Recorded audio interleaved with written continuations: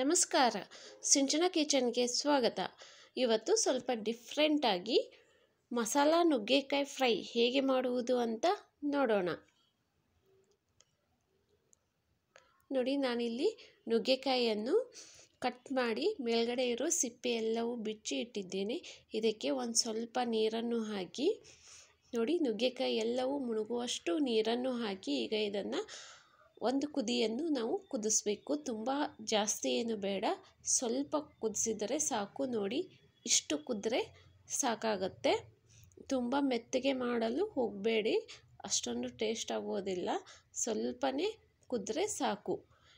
ಈಗ ಒಂದು ಕಡಾಯಿಗೆ ನಾನು ಒಂದು 4-5 ಟೇಬಲ್ ಸ್ಪೂನಿನಷ್ಟು ಎಣ್ಣೆ ಹಾಕಿದ್ದೇನೆ. ಎಣ್ಣೆ ಚೆನ್ನಾಗಿ ಬಿಸಿ ಆದ ನಂತರ ಇದಕ್ಕೆ ಸಾಸಿವೆ ಮತ್ತು ಜೀರಿಗೆ ಹಾಕಿ, ಸಾಸಿವೆ ಜೀರಿಗೆ ಚಟಪಟ ಆದ ನಂತರ ಒಂದು 10-12 ಬೆಳ್ಳುಳ್ಳಿ ಹೆಸರನ್ನು ಹಾಕಿ, ಹಾಗೆ ಕರಿಬೇವು ಹಾಕಿ ಚೆನ್ನಾಗಿ ಅದು ಫ್ರೈ ಆಗಬೇಕು. ಬೆಳ್ಳುಳ್ಳಿ ಮತ್ತು ಕರಿಬೇವು.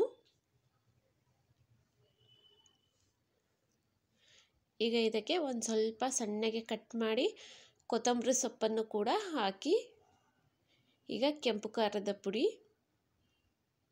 ಸ್ವಲ್ಪ ಅರಿಶಿಣ, ಸ್ವಲ್ಪ ಗರಂ ಮಸಾಲ, ಧನಿಯಾ ಪುಡಿ,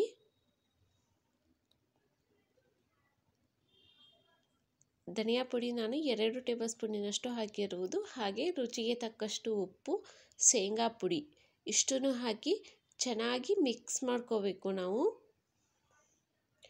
ನೋಡಿ, ಶೇಂಗಾ ಪುಡಿನೂ ಕೂಡ ನಾವು ಎಣ್ಣೆಯಲ್ಲೇ ಫ್ರೈ ಮಾಡ್ಕೋಬೇಕು. ಈ ಥರ ಮಾಡೋದ್ರಿಂದ ನುಗ್ಗೆಕಾಯಿ ತುಂಬಾ ಟೇಸ್ಟಿಯಾಗಿರುತ್ತದೆ. ಇದರ ಮಸಾಲ ಕೂಡ ತುಂಬಾ ಟೇಸ್ಟಿಯಾಗಿರುತ್ತೆ, ಶೇಂಗಾ ಪುಡಿ ಎಣ್ಣೆಯಲ್ಲೇ ಫ್ರೈ ಮಾಡೋದ್ರಿಂದ.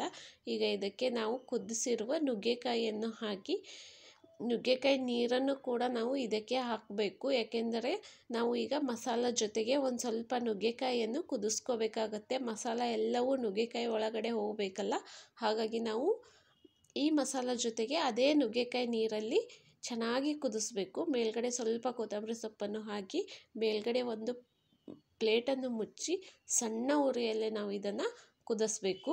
ನೋಡಿ, ಈಗ ಇದು ಕುದೀತಾ ಇದೆ. ಇನ್ನೂ ಸ್ವಲ್ಪ ನೀರಿದೆಯಲ್ಲ, ನೀರೆಲ್ಲವೂ ಸ್ವಲ್ಪ ಒಳಗಡೆ ಹೋಗಬೇಕು. ಮಸಾಲ ಎಲ್ಲವೂ ನುಗ್ಗೆಕಾಯಿ ಒಳಗಡೆ ಹೋಗಬೇಕು. ಆ ಥರ ನಾವು ಇದನ್ನು ಚೆನ್ನಾಗಿ ಸಣ್ಣ ಉರಿಯಲ್ಲೇ ಇಟ್ಬಿಟ್ಟು ಮತ್ತೆ ಒಂದು 5 ನಿಮಿಷನಾದರೂ ಚೆನ್ನಾಗಿ ಕುದಿಸ್ಕೋಬೇಕು ನಾವು. ಮೇಲ್ಗಡೆ ಮುಚ್ಚಿ ಬಿಟ್ಬಿಡಿ. ನೋಡಿ, ಇವಾಗ 5 ನಿಮಿಷ ಆಗಿದೆ. ಎಲ್ಲವೂ ಮಸಾಲ ನುಗ್ಗೆಕಾಯಿ ಒಳಗಡೆ ಹೋಗಿದೆ, ಚೆನ್ನಾಗಿ ಕುದ್ದಿದೆ. ಇಷ್ಟಾದರೆ ಸಾಕು. ನೋಡಿ ಎಷ್ಟು ಚೆನ್ನಾಗಾಗಿದೆ ಮಸಾಲ ನುಗ್ಗೆಕಾಯಿ ಫ್ರೈ. ಇವತ್ತಿನ ಈ ವಿಡಿಯೋ ನಿಮಗೆ ಇಷ್ಟವಾದರೆ ನಮ್ಮ ಚಾನಲನ್ನು ನೀವು ತಪ್ಪದೇ ಸಬ್ಸ್ಕ್ರೈಬ್ ಮಾಡಿ, ಲೈಕ್ ಮಾಡಿ, ಕಮೆಂಟ್ಸ್ ಕೊಡಿ ಮತ್ತು ಶೇರ್ ಮಾಡಿ. Thank you.